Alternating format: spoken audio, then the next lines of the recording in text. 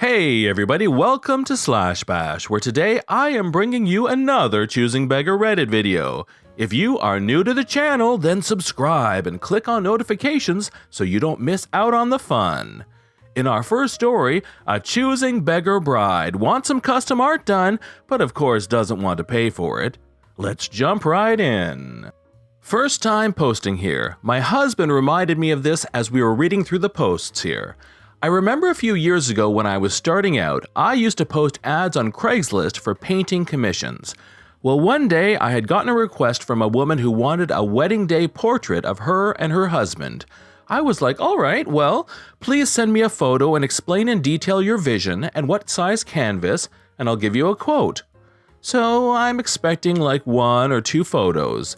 This woman sends me an entire iPhone photo album and then adds she wants all her 7 kids included and an arch and all kinds of flowers, and she wants it painted on a huge 36 by 48 inch canvas to hang on her mantle.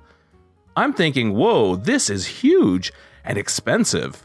I quote her around $500. This is extremely cheap. Today I'd charge more because I actually value my time, supplies, and experience now.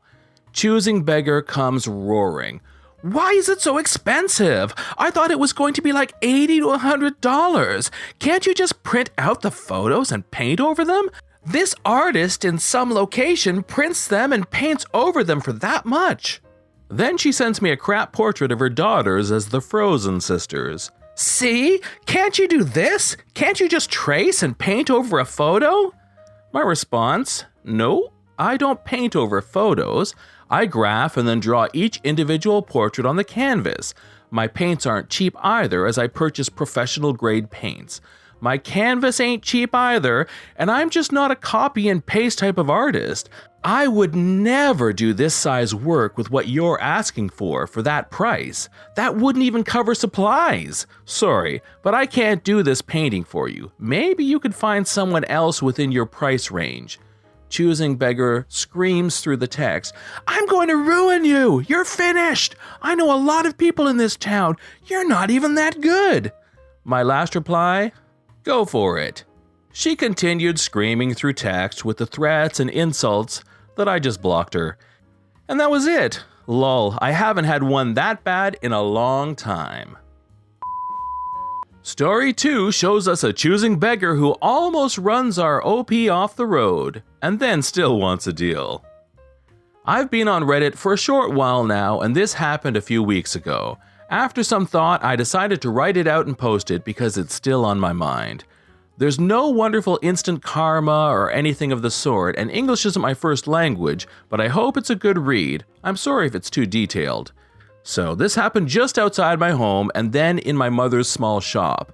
My mother sells dairy, such as butter, milk, and yogurt, all made from our own cow's milk. She also sells the meat of one of our old cows right now, and someone else sells cheese through her. It's all fresh, tastes good, and probably attracted to a lot of people because it isn't processed, I guess. She's only open Saturdays, as it takes a lot of time to make the products, and my mom can't do that and operate a barely stocked shop at the same time. She does take orders though, which she prepares on Fridays, like keeping products in the back for people who called her beforehand. So, I was on my way home from running a few errands on a Friday, earbuds in. Then about 100 meters away from our house on our small sucky road, I suddenly hear the loudest honk. I look behind me to see this bald, middle-aged man. Honestly, if you Google Dutch football fans, tens of this guy pop up, looking pissed, almost half his car off the road, trying to get past me.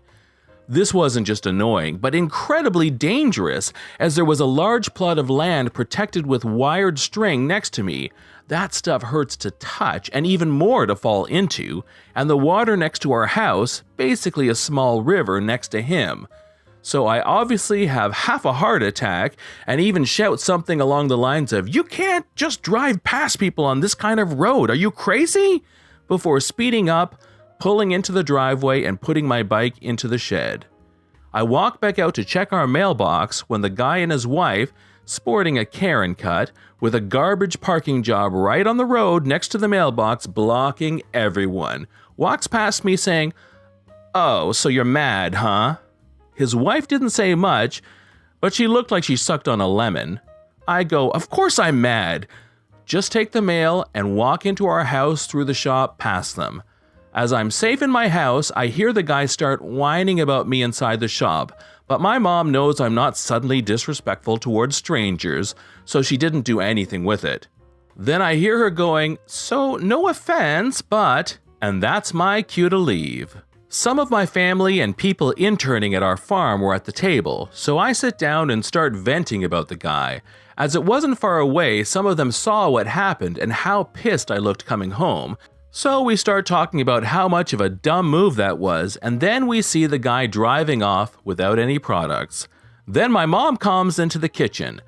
"So he just left, immediately started whining about you being a brat, and I didn't take that. Then I told him to please stop coming in on Fridays, and he got mad, told me he wouldn't be coming back. Good riddance." After she sat down, she told me he had come in about a month before on a Friday. He was really loud, basically throwing the door open, shouting, "You have the best dairy," and grabbing bottles of yogurt, milk, and custard off the shelves. My mom told him to stop that, and that she wasn't open because it was a Friday. If he called beforehand, it would be fine, but coming in unannounced like that wasn't it. He started complaining about not being able to come on Saturdays because he had work, so he came a day before, and when my mom told him she wasn't open, he tried to gaslight her, saying she posted about being open on Fridays. Didn't work. Too bad, so sad, get your wife to do it, I guess. And then, because this wouldn't be a choosing beggar story otherwise, he immediately asked for discounts. He actually said, "But I'm buying 5 bottles of yogurt, at least give me 15% off for it." My mom told him to come back next Saturday and he'd get that discount, sure. He didn't show up until about 2 weeks later, again on a Friday, and this time tried to get our meat for a cheap price. The meat is from our own cow, treated well. It's really good meat. It's almost sad we're selling it, in my opinion. I believe the price for the most expensive parts was about €17.95 per kilo, and it was pretty darn fair to me, just a bit more expensive than what you'd pay for it at the local butcher. This choosing beggar didn't think so. He said he worked with pigs and he brought them to the slaughter himself, and that the meat from those would be sold for €4.95 per kilo. He actually thought he could get our meat cheaper by comparing our cows to pigs. Nope.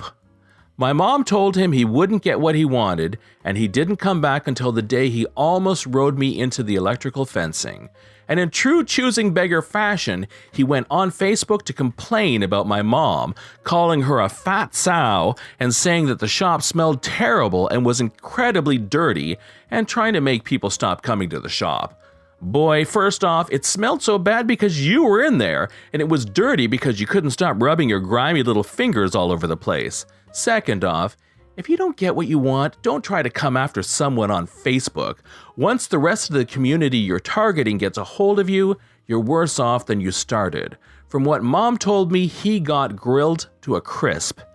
Now, I really hope he keeps his promise and doesn't come back.